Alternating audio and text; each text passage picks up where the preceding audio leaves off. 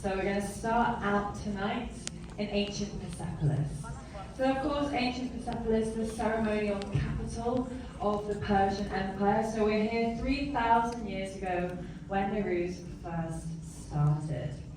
Now Nowrouz marks the beginning of spring, or the first day of the solar Hijri calendar. This is particularly interesting to me as an astronomer because the solar Hijri calendar is way cooler than the Gregorian calendar, the one we all know of that tells us this year is 2025. Of course, in the solar Hijri calendar, it's now 1404. So this calendar started 622 years after the Gregorian calendar that says it's 2025. That's why the dates look so different. Now the solar Hijri calendar, as I said, is cool to me as an astronomer because it starts with the spring equinox. And the spring equinox is a really important day in space. It's a day where night and day are exactly the same length. From now on, we get longer days, warmer days, we turn towards the summer. Now, this day, the 1st of Farbardin, is not the first day of the Gregorian calendar. So a lot of people in the Western world, they'll celebrate the 1st of January as the new year. Now this is a very, very different day. This was a few months ago, it was cold, it was dark, it was probably rainy in Vancouver. But why is it so different? Well, actually, the reason that the Gregorian calendar starts on January 1st is simply because it was chosen to coincide with new consuls taking up their office in ancient Rome. So literally the reason why the 1st of January was chosen as the start of the Gregorian calendar was just to do with politics. Pretty boring if you ask me. So instead, of course, the solar Hijri calendar is all to do with the start of spring. This makes way more sense, right? We have new life, new growth. We're moving into a new time of reinvigoration and rebirth on the earth. It makes way more sense to start your year with all of this stuff. Now, the solar Hijri calendar, the Persian calendar, is really special because of that astronomical link. So it uses nature and our orbit around the sun in order to keep time, and that means it's very, very precise as well. So it will only drift out of sync with the seasons after hundreds of thousands of years. Compared to this Gregorian calendar, it only takes about 3,000 years. So the other cool thing is that the new year starts at the same time, Nowrouz starts at the same time, all around the world. So it started obviously yesterday, 2:01 a.m. in Vancouver on the dot, and it was the same everywhere in the world. And all people across Earth were celebrating Nowrouz at the same time. So this is the fun part. I'm heading back to mission control because we get to fly into space. Woohoo, yeah.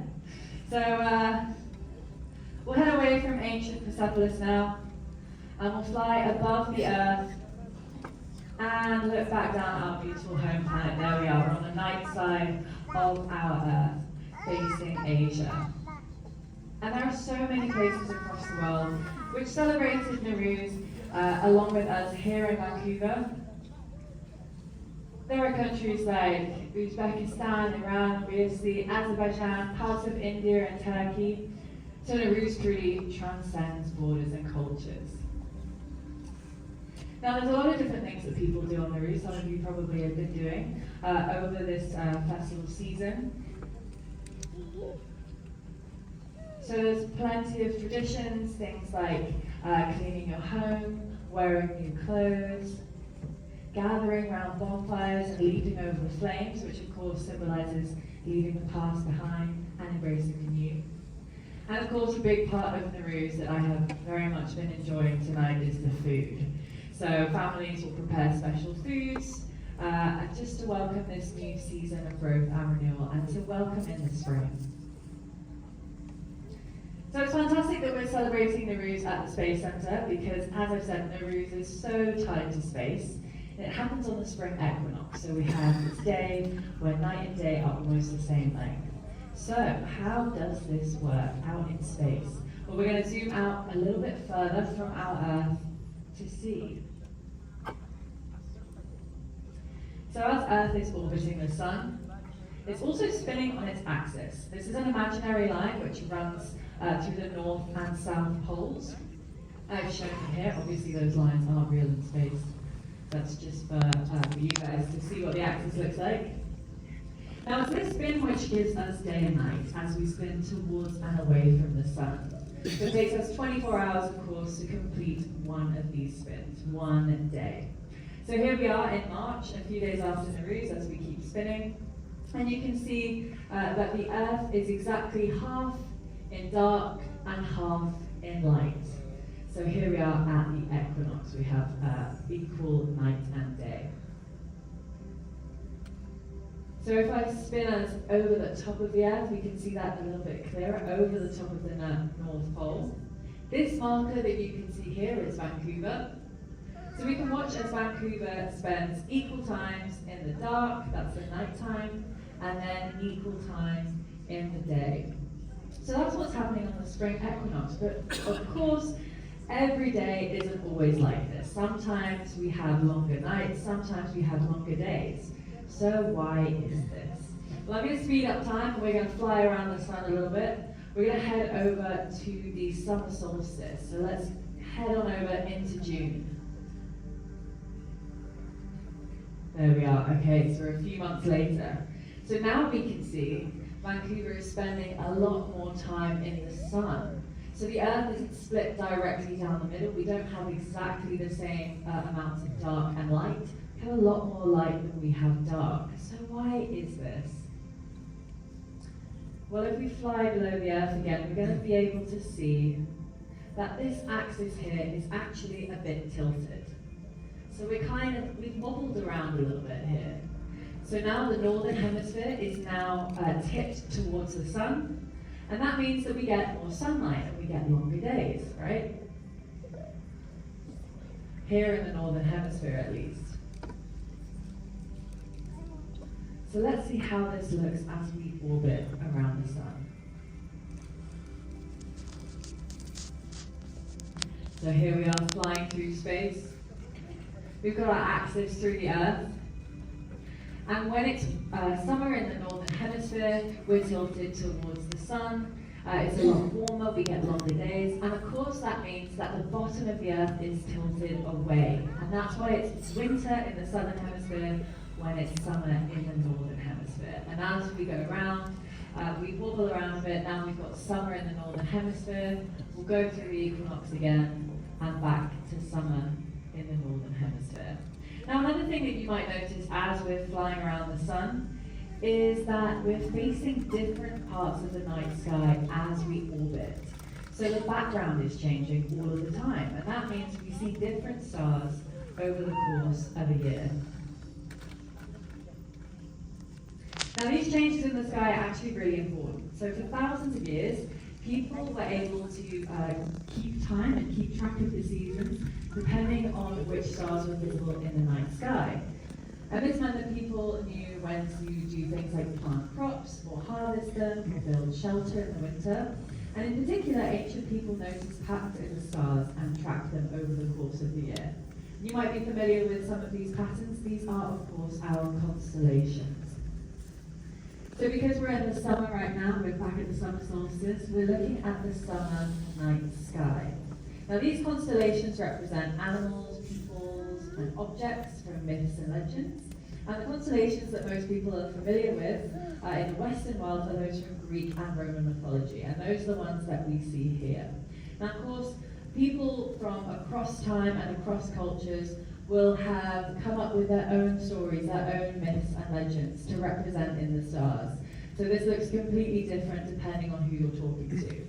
This is just the one that we have officially in the Western world here.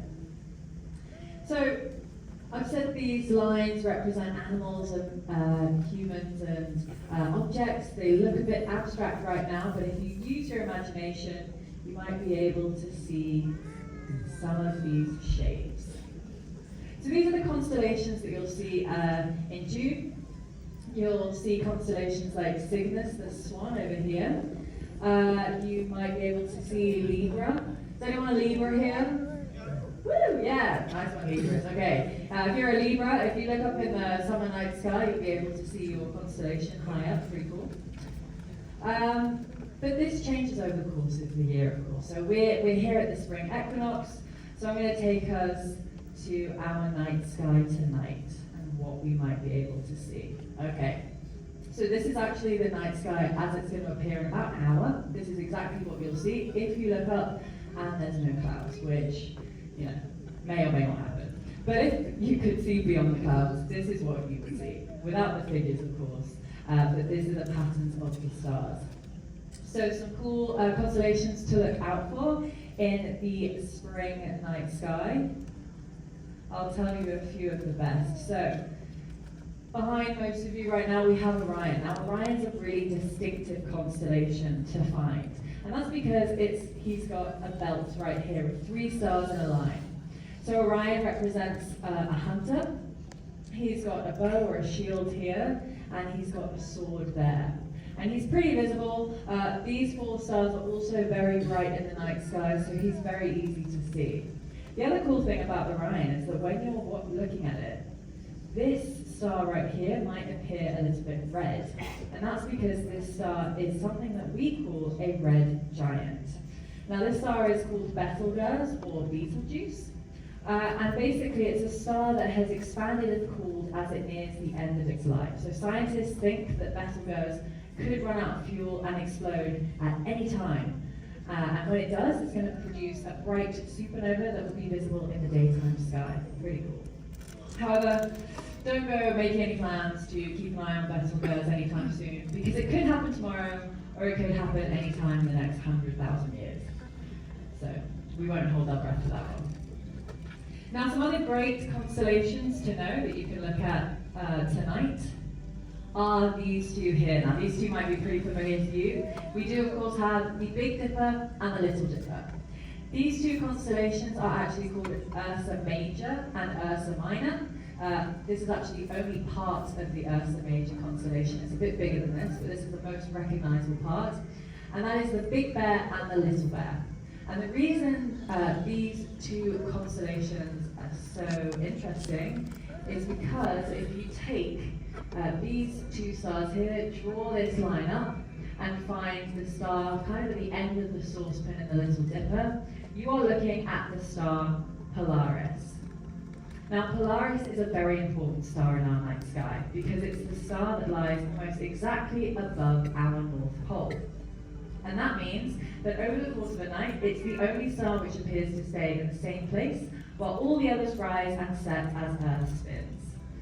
The North Star is also important for wayfaring, so if you ever find yourself lost in the night and you don't have a phone or you don't have a signal, if you find the North Star and you face it, you know that you're facing north. So that's a great way to do a bit of wayfinding as well. So these are some cool constellations that you can keep an eye out for in the night sky right now. But there's some other interesting stars as well.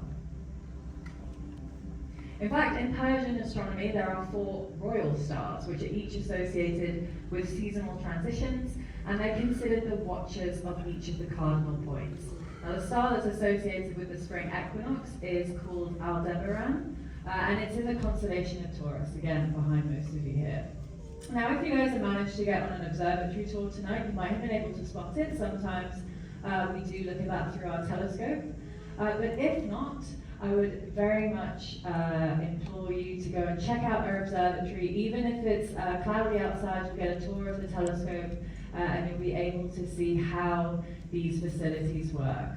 So big old telescope in the center. If it's clear, we can look at stars like Aldebaran, we can look at star clusters, and we can look at planets as well. Now we are very lucky at the moment because we do have quite a few planets in the night sky, or at least we did maybe a couple of weeks ago. We still have a few visible tonight. So the planets that we have up in the sky tonight are Uranus, Jupiter and Mars. Now unfortunately, Uranus is a bit too faint and a bit too far away for us to see with the naked eye. But Jupiter and Mars, you can see very clearly. They're nice and bright in the night sky. And you'll be able to tell where they are because they don't twinkle in the same way that other stars do. And also Mars in particular might look quite red. So the planets in our solar system, they're all quite different. Mars is a rocky planet, it's a small rocky planet. Jupiter and Uranus, a lot bigger, a lot gassier. But they have a lot of similarities and differences compared to planet Earth. So I think we should fly off of the surface of the Earth now. I think we've had enough of looking up.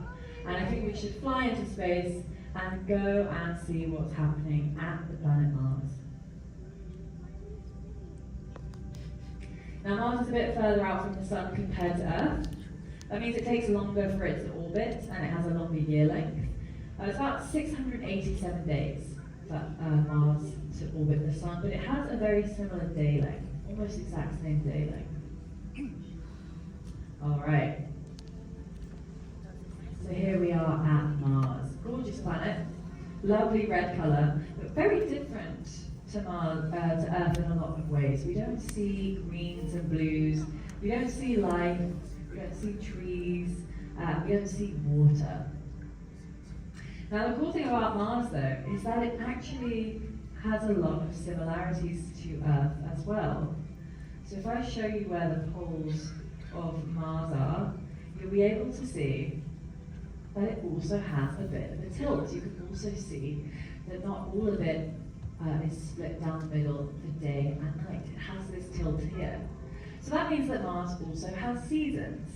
And the way that we can learn about Mars's seasons is by looking at the North and South Pole and checking out its ice caps. So there is ice on Mars. Some of this is water, but most of it, some of this is like water ice. Most of this is actually carbon dioxide or dry ice. But as Mars goes through its seasons, because of its tilt, just like Earth, we see changes in these ice caps. So when it's summer, Mars's ice caps are small, they shrink, they melt, and in winter they're a lot bigger. There's more frozen carbon dioxide at the poles. Now these changes are pretty cool, but planets can be even more extreme. So this is quite similar to Earth. Let's find a planet that is much more extreme in terms of its tilt. So we're leaving the planet Mars now, and we're going to be taking a trip right to the edge of our solar system. So we'll get further and further away from the sun. Very cold out here. Sun becomes quite small in the sky. And we're taking a trip to a planet with a bit of a funny name. We're taking a trip to Uranus. I refuse to say it the other way. So as we approach Uranus, you're going to see, it looks a bit like Saturn. It's got this gorgeous ring system, except it's blue. And the other thing about Uranus is it looks kind of wonky, and that's because it's tipped almost completely on its side. In fact, it's tipped even further than 90 degrees. It's tipped about 98 degrees. And that means that Uranus rolls around the solar system, which is pretty cool. Now, because of this huge tilt, Uranus experiences the most extreme seasons in the whole solar system. So for nearly a quarter of a Uranian year, which is 88 years long, the sun shines directly over each pole, which plummets the other half of the planet into a 21-year-long winter, which sounds pretty nasty if you ask me. Now, Uranus is an ice giant. It's made of gas and ice. It doesn't really have a true surface. Therefore, even if we didn't have these extreme seasons, we wouldn't have a very good chance of finding life there. But what about elsewhere in space? We're thinking about spring, right? We're thinking about growth and renewal and new life. So where is the life out in space? Is there anything? Well, there are a lot more planets than just the ones in our solar system. In fact, for the last 30 years, astronomers have been discovering planets around other stars. Now we have about 400 billion stars in our galaxy, and current estimates say that we think there's at least 400 billion planets in our galaxy, which is pretty wild to think about. So far, astronomers have found about 6,000 of them, which sounds not that impressive, but we can only see so much of our solar system, and it takes kind of a long time to find these things. Trust me, because I used to do this as a job. Before I started at the Space Centre, my job was discovering exoplanets. Pretty cool, if I do say so myself. So some of these planets are going to be large and icy like Uranus, some are going to be small and rocky like Mars, but could any of these be right for life? Do any of them have tilts which give seasons like Earth? Do they have springtime with flowers blooming and animals being born? Do they have their own Nowrouz? Well, what if they have no tilt whatsoever? We've seen Uranus with this big knocked over tilt. But if they have no tilt, it would mean that the planet would have an equinox every day. It would be like Nowrouz every day, which actually sounds kind of fun. But it wouldn't experience seasons. It would be very hard for life to find its rhythm here. Seasons create cycles of growth, reproduction and rest, and it drives biodiversity and it keeps ecosystems in balance. So seasons are very important for life. So as we think about this, we think about all the planets that we found, we haven't found any life anywhere else in the solar system just yet. So with that, we're going to head back to the one place that we do know of with life, and that is, of course, our gorgeous planet Earth. So let's celebrate our Earth. It's perfect for us. It's got air to breathe, water to drink, and we're so lucky to live on this teeny little rocky planet, tilted at 23.5 degrees, allowing us to experience the magic of the seasons as we fly around our star in the center. And of course, spring is particularly magical. It's a time of renewal, a fresh start for plants, animals, and people, and it's a perfect start to New Year. So as we celebrate Nowrouz, let's remember the beauty of the seasons, the stars above, and these connections which bring us all together. So with that, I'm going to say, oh, we're spinning really fast. trying to keep it nice and chill and relaxed for the end of the show, so we'll stop that. There we go, perfect. So now, back to being relaxed. Yes, let's celebrate Nowrouz. Let's remember the beauty of the seasons. And with that, I'm going to say, Happy Nowrouz, everyone, and may your new year be filled with light, joy, and new beginnings. Thank you so much. Thank you.